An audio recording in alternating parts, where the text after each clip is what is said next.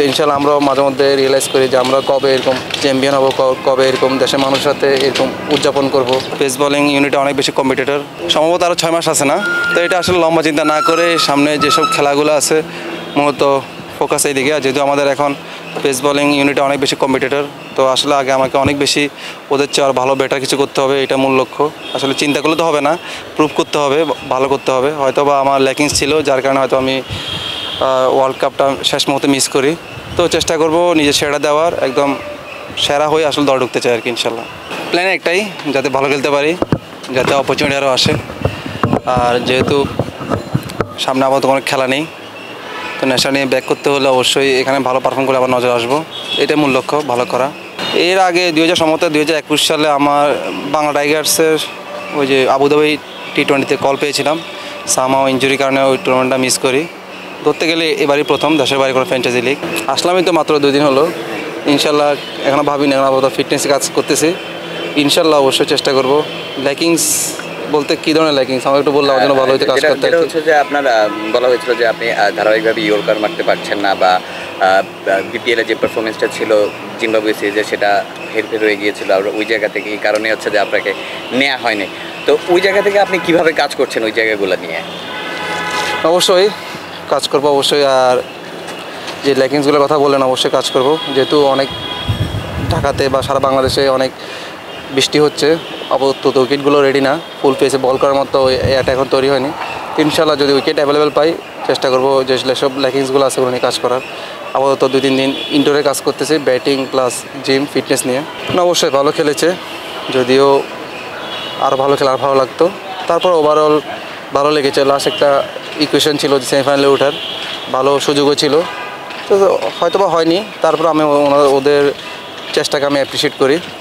অবশ্যই নিজের দেশ ভালো খেলতে ভালো লাগে, যেমন ইন্ডিয়া অনেক সেলিব্রেশন করছে ওয়ার্ল্ড কাপ জেতার পর, তো এগুলো দেখলে অবশ্যই আমাদের গায়ের লোম দাঁড়িয়ে যায়। তো ইনশাল্লাহ আমরাও মাঝে মধ্যে রিয়েলাইজ করি যে আমরা কবে এরকম চ্যাম্পিয়ন হবো, কবে এরকম দেশের মানুষের সাথে এরকম উদযাপন করব।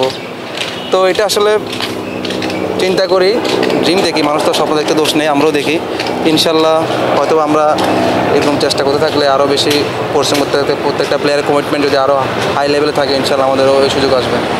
এটা তো আন্ডার 19 থেকে আসলে আমি আমার জীবনের সাথে ইউজড হয়ে গিয়েছি, তো এই জন্য আসলে খুব বেশি খারাপ লাগে না। চেষ্টা করি যখনই সুযোগ পাবো ভালো খেলার চেষ্টা করবো, প্র্যাকটিসের মধ্যেই থাকি। আর যেহেতু এখন ফ্যামিলি হয়েছে আমাদের সাথে, যখন একসাথে থাকি তখন খুব বেশি নেগেটিভ চিন্তা মাথার মধ্যে আসে না।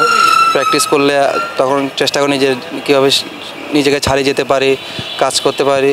কারণ যখনই বেশি আমি বাদ পড়া নিয়ে প্রিভিয়াস ইস্যুগুলো নিয়ে আমি চিন্তা করব, তখন বেশি আর খারাপ লাগে, তখন আমার কাজেও আসলে ব্যাঘাত ঘটে। তো এই জন্য কাজ করতে থাকি, সুযোগ আসবে।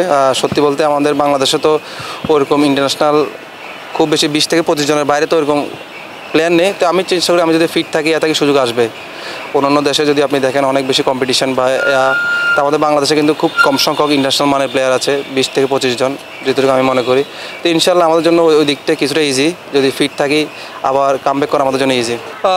দেখুন কম্পিটিশন তো শেষ নেই, ভালোর উপরে তো ভালো আছে, তো ইনশাল্লাহ চেষ্টা করবো আরও ভালো করার। অবশ্যই আমি তাকে অ্যাপ্রিসিয়েট করি। তানজিম সাকিব অসাধারণ খেলেছে, যদিও আমার সে কলিগ আবনিতে আমরা একসাথে খেলেছি। তো এইটাই আসলে ক্রিকেটারদের, কেউ ভালো খেলবে কেউ খারাপ খেলবে, তো এটার জন্য আসলে খুব বেশি চিন্তা না করে নিজে কীভাবে আরও বেটার কিছু করা যায় সেই দিকে চেষ্টা করব। প্রত্যেকটা ক্রিকেটারেরই দিন যায়, ওর দিনে ও ভালো, আমার যখন দিন আসবে আমি আমার সেটা দেওয়ার চেষ্টা করব। না আসলে সবাই তো ব্যস্ত, তাই না, এখন খুব বেশি কথা হয় না। খেলা দেখি, সবারই খেলা দেখি, LPL, সাকিব ভাই যে খেলো আমেরিকান T20 লিগটা, সব মিলে দেখতেছি কীভাবে বোলিং করা যায়। আসলে দেখা তো শেষ নেই, দেখে কীভাবে অনেক কিছু শেখা যায়। তো আমি চেষ্টা করি ওই সব হাইলাইটসগুলো দেখে, সময়ের কারণে হয়তো বা লাইভ দেখা হয় না, তো চেষ্টা করি কীভাবে ভালো করা যায়, কোন কন্ডিশনে বোলাররা সাকসেস হচ্ছে, কোন লেন্থে বল করলে ওরা ভালো ডট বল করতেছে। তো এগুলো দেখে দেখে কিছুটা নিজের ভিতরে লার্ন করার চেষ্টা করতেছে।